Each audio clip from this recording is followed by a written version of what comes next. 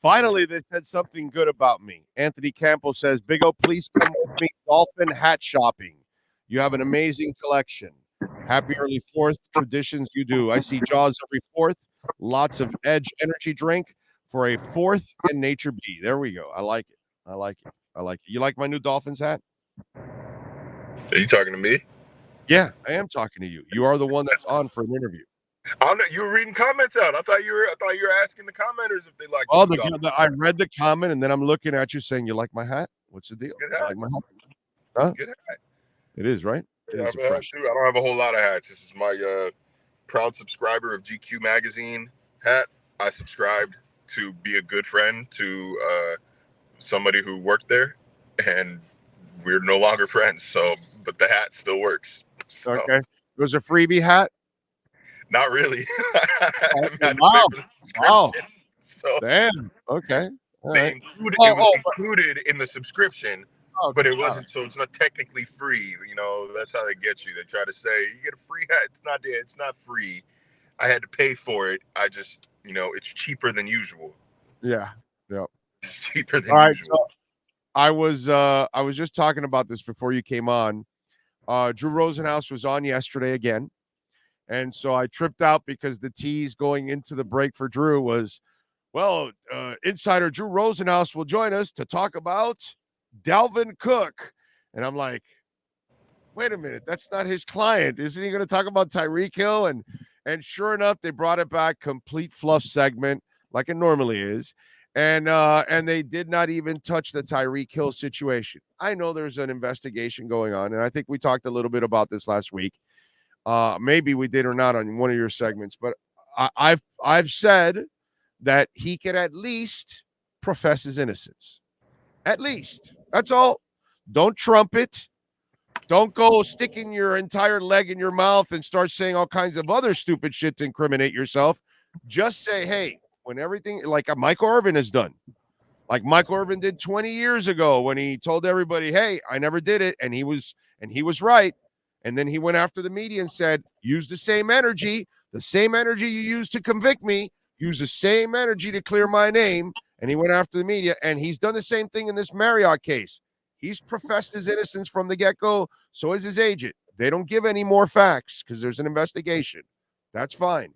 The fact that Drew has been on 2 weeks in a row, has not professed his innocence. The fact that Tyreek Hill has a popular podcast and social media platforms, and nowhere has he professed his innocence. Is that something to be concerned about? No, not particularly. I think he's just kind of avoiding breathing more air into this thing than necessary. Like, I think he understands that he's Tyreek Hill. Well, what about his agent? What about his agent on Channel 7? Why can't he do it as a mouthpiece? I think Drew is also good at this. I think Drew is good at this, at the publicity game. That's why he's on Channel 7 to begin with. So I think, like, them knowing, because of Tyreek Hill being Tyreek Hill, he is possibly Drew Rosenhaus's biggest client.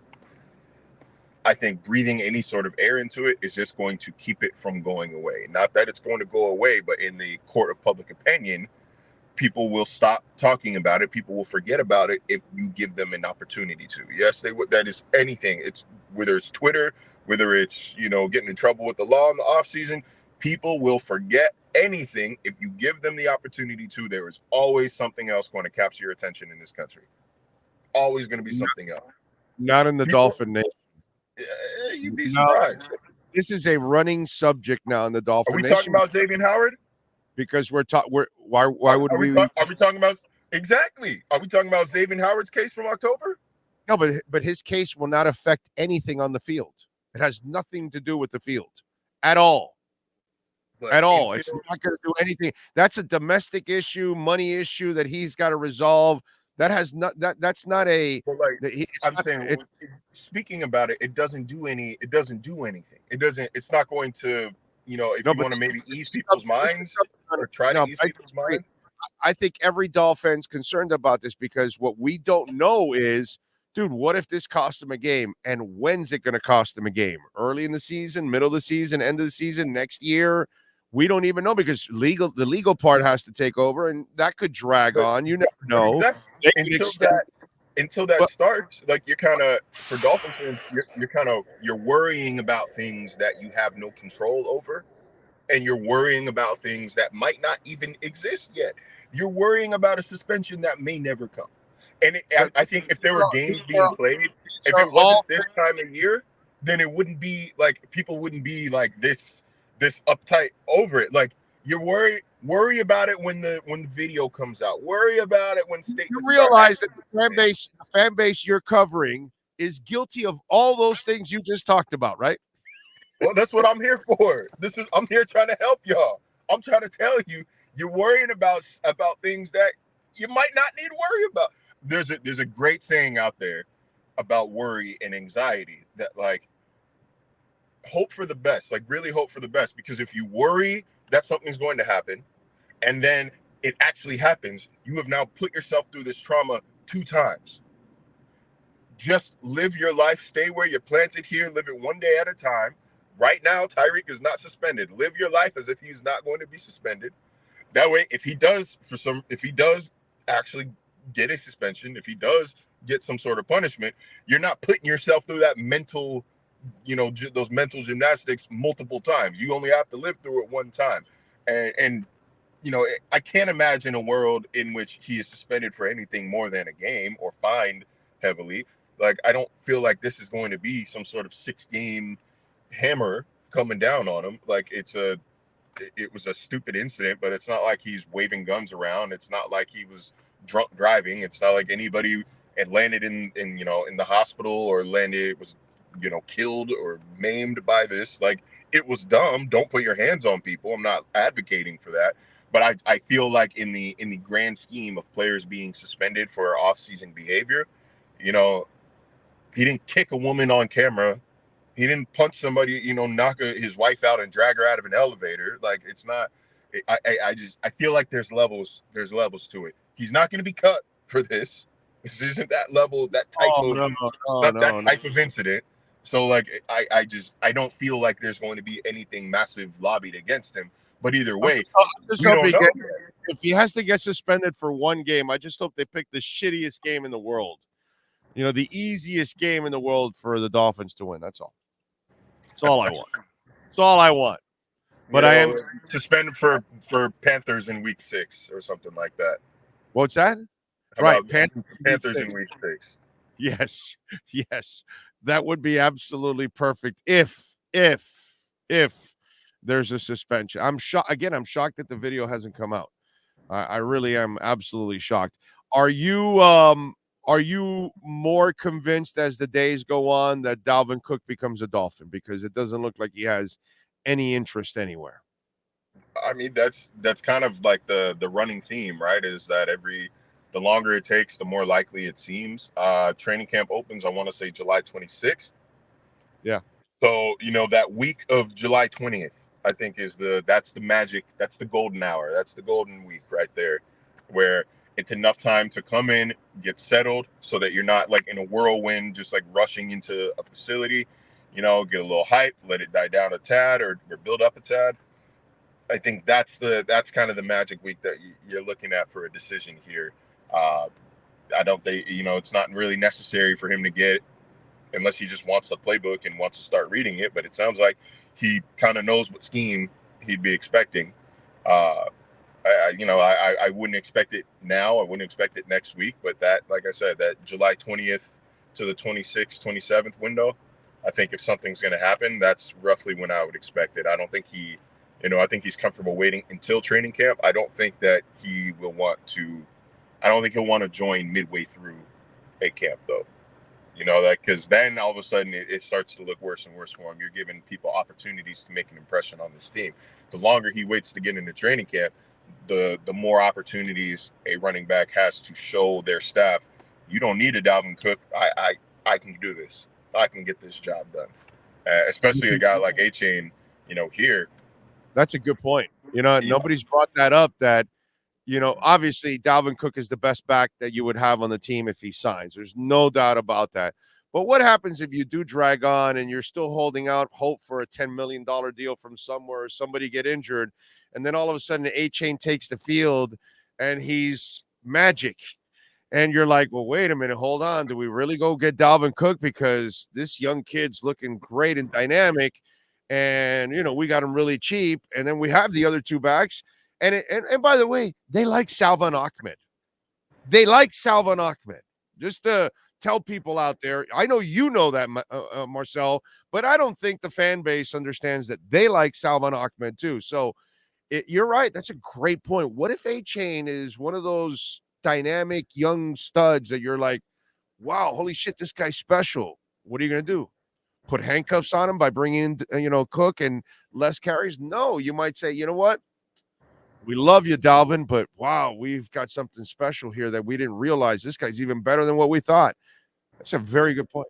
Like I said, I'm not saying that is what is going to happen. No, I'm saying that it opens the door for that to happen. Just gotta be clear. Just, you know how some people get, they hear something and then they hear what they want to hear out of what you're saying. I had it this morning and over the weekend because I was talking about the Heat's first round pick, Jaime Jaquez, and I said he reminds me of Wade. And then I told everybody, slow down, has nothing to do with talent. He's a 4-year starter at UCLA like Wade was. And when I see in his game, I see maturity.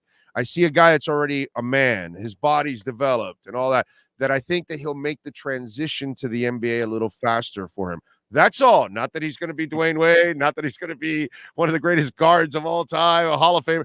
Maturity. So exactly. I know how it is. People do jump. You gotta make it clear. But the door is in theory open. Because it would work the other way too. Like the longer he waits, they can also see, okay, we got nothing. Our running backs aren't what we thought it would. But considering that 4 out of 5, so was it 80% of that running back room was in place last year? I think they know what they've got with them. It would take Jeff Wilson would have to come back, at 240 pounds and out of shape, and Raheem Mostert would have to forget how to run fast. It would take just dramatic events that aren't plausible in order for them to be surprised by what they already have. A-Chain is the only X factor in that room, is the only non-unknown in that room where he could go one way or another. He could really, really impress during training camp, or they could see he's maybe not ready. But running back, it's an easy transition from college to the NFL, relatively easy transition from college to the NFL. All that he really, I think, needs to grasp is that the wide zone concepts and his route running and his route tree. But he looked like he's great running routes. That kid was used on every phase of every level of that position. He's a smart kid. You can tell because you watch him in that offense, and he was a running back, a receiver, whatever. He did everything and anything in that offense. So clearly this A-Chain kid has got a brain. You know what I'm saying? You can tell. He's not just, here's the rock and you just run, kid. No, this kid's smart. You can tell that he understands the game. So yeah, that's a very good point you bring up, because that could be a surprise thing that could shock the hell out of all of us, which would be nice, by the way. But you never know. All right, what do you got going on ESPN so folks can check you out? Actually, I've been on the Messi beat a little more than the Dolphins beat for the past couple of weeks. I was at the game on Saturday. Drove down from Orlando. My car needs a break. Drove all the way down from Orlando, rested at home in downtown Miami for about an hour, and then drove back up to Fort Lauderdale for InterMiami versus Austin FC, just to get the feel for the stadium, get the feel for the anticipation before the GOAT gets here. So many Messi kits in the audience or in the stands already. Obviously custom made. He's not signed, so the team can't sell them yet. But so many Messi kits. The atmosphere, from what I hear, but just asking reporters, asking the PR staff, they've drawn pretty good crowds despite being 15th, I think, on the table this year. They average, their capacity is 19,000, and they're averaging between 12 and 15 per game, which again, for an MLS team that plays deep in Broward County and sucks, and that isn't good. That is impressive. That is impressive. And then La Familia, the north end stands, incredible energy. Those people, they're maniacs over there. Yeah, I hear the seats are actually bolted up, so even if they wanted to sit down, they can't. It's standing room only up there. Right. And then they're the drum line, the pink smoke, the banners. So yeah, I spent most of that game, just trying to paint a picture, describe the scene. And then in between words, I was watching Robbie Robinson make incredible runs and refusing to finish. Drove us insane in that box. I can't say he got injured again. He's soft. Yeah, I thought you were saying he sucks. I was about to say I can't say he sucks because he's making the runs. No.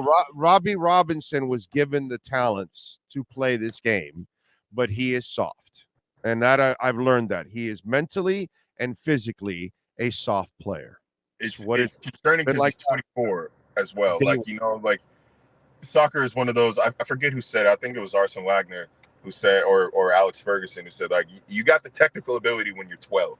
Like, if you don't have it when you're 12, you're not gonna have it. Period. So if you're not finishing when you're 24, I have no faith that you're gonna be finishing. You're gonna be clinical when you're 30, when you're 28, 29, 30. So it's a little concerning. But like, I loved the runs that he was making. I loved his dancing in the box. I loved his willingness to even make the extra pass in the box. But man, he wouldn't put shots on net. He wouldn't put shots on goal. And that was frustrating to watch. If I was an InterMiami fan, it would be frustrating to watch. Oh, I gave up on Robbie Robinson 2 years ago already. I'm done with Robbie. When Messi comes in, maybe Messi teaches him a little something that he hasn't been taught. Maybe he gets that inspiration he hasn't gotten before. He's going to give him a pair of nuts. Can you buy those? Can you buy those? There's Kmart. There's the confidence boost you get from a coach starting you and playing you. And then there's a confidence boost of the greatest football player of all time, soccer player of all time, telling you, shoot the ball. I believe in you.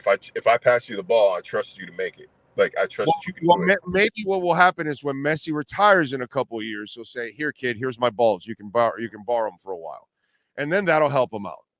That might help him out a little bit there. Yeah, but I don't know. Unless Messi brings an extra pair of cojones, I'm not sure you're lifting Robbie Robinson out of that funk that he's permanently in. That one's just ugly. But anyway, the Messi beat's going to be fun for you. Follow him on Twitter at Marcel_LJ. Catch his work on ESPN covering Messi and your Miami Dolphins. Marcel, thank you, sir. We will catch up later in the week. Absolutely. See y'all Thursday.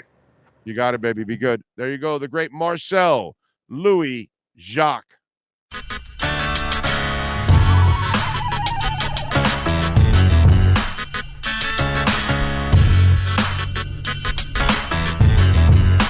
This is the Big O Show.